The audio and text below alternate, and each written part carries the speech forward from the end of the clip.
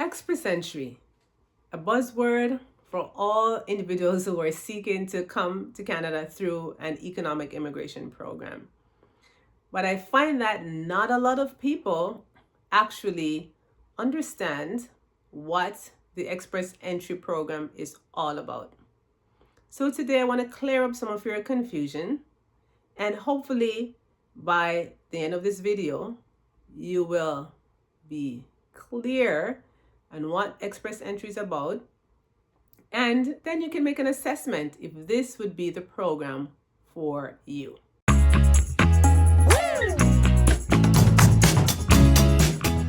I am Maquita Hibbert, registered Canadian immigration consultant, here to provide you with some immigration tips and answers to your immigration questions. As mentioned, we're going to talk about Express Entry. So, is Express Entry an application? No, it is not. Express Entry is a program that facilitates application through Canada's economic immigration program. It's just one of them. Within Express Entry, there are 3 programs that actually leads you on the way to immigration/permanent residency for Canada. Within Express Entry, there is the Canadian Experience Class, CEC, the Federal Skilled Worker, FSW, and the Federal Skilled Trades Worker Program. Express Entry essentially manages applications that are submitted through any one of these programs within the system.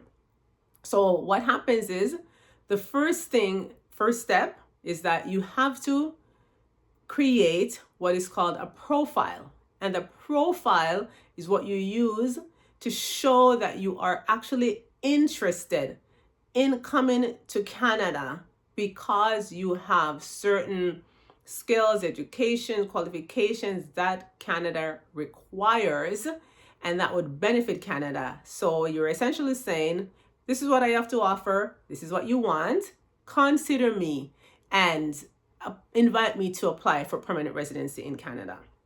Your profile submission does not grant you permanent residency. It's literally an intent that you're stating that you are interested in permanent residency in Canada, and you're highlighting the factors that you have to show that you're eligible to be considered.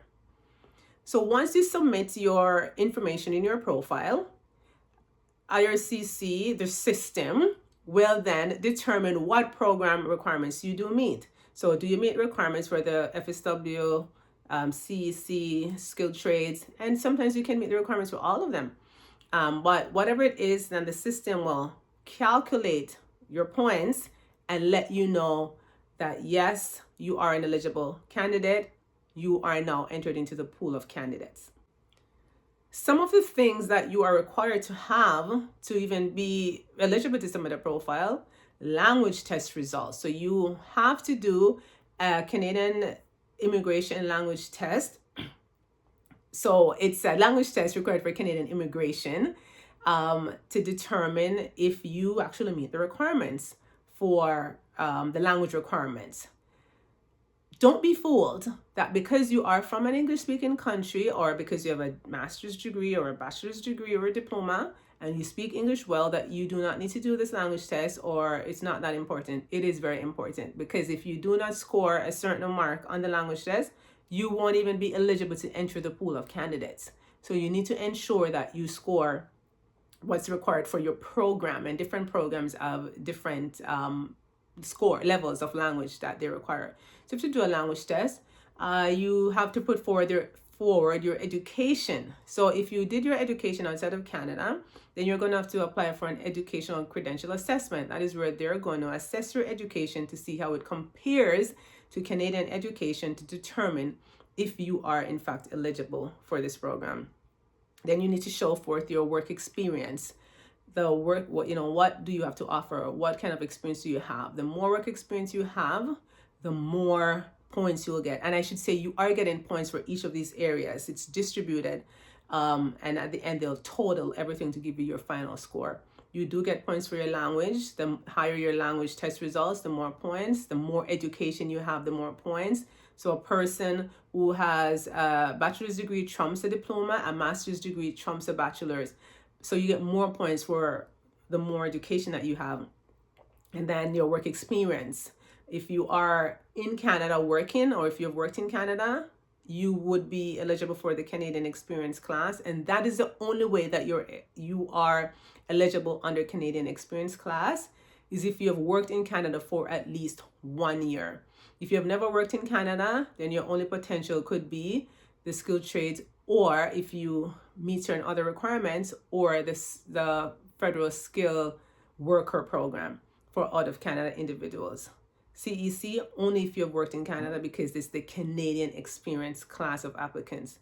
So you would enter all of that information. The system will do a calculation to see how many points you have, and then it will enter you into a pool of candidates. So everyone who applies goes into that pool where you're ranked against each other. So you have 400, someone else has 500, someone else has 600.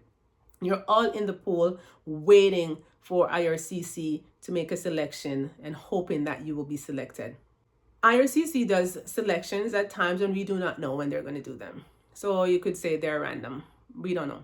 They have their times when they'll do a draw. Sometimes they'll do a draw 2 in a week. Sometimes they'll do months apart. And anytime they want to, they'll do a draw. So what they'll do is they'll set a number of, all the candidates that are in the pool with this number of points and above. We are going to be inviting them to apply for permanent residency.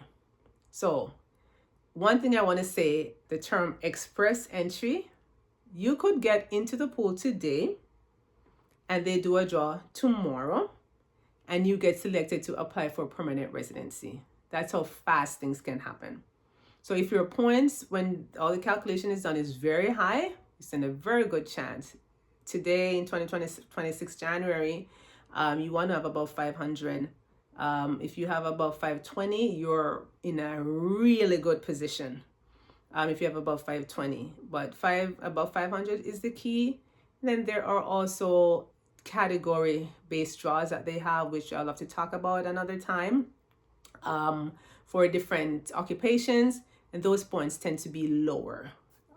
So they do a draw, and if you're selected, you get invited to apply for permanent residency.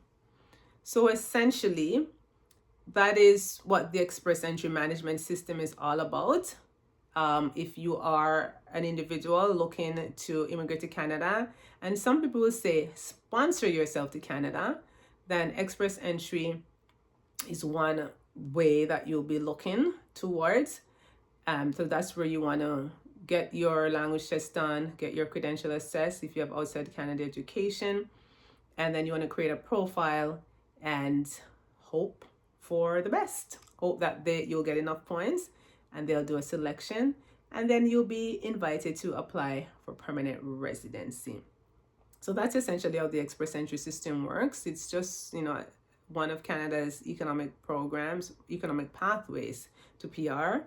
They have the PNP programs, which is another one, and I will definitely talk about that in another video. So hopefully you are more clear on what express entry is, and you will assess to see if this is something that you should be considering for permanent residency in Canada. You can always reach out to us if you need more clarification, and we can definitely look at your case in more details and determine if you meet the requirements and if you should be applying. All right, take care. Thanks for stopping by.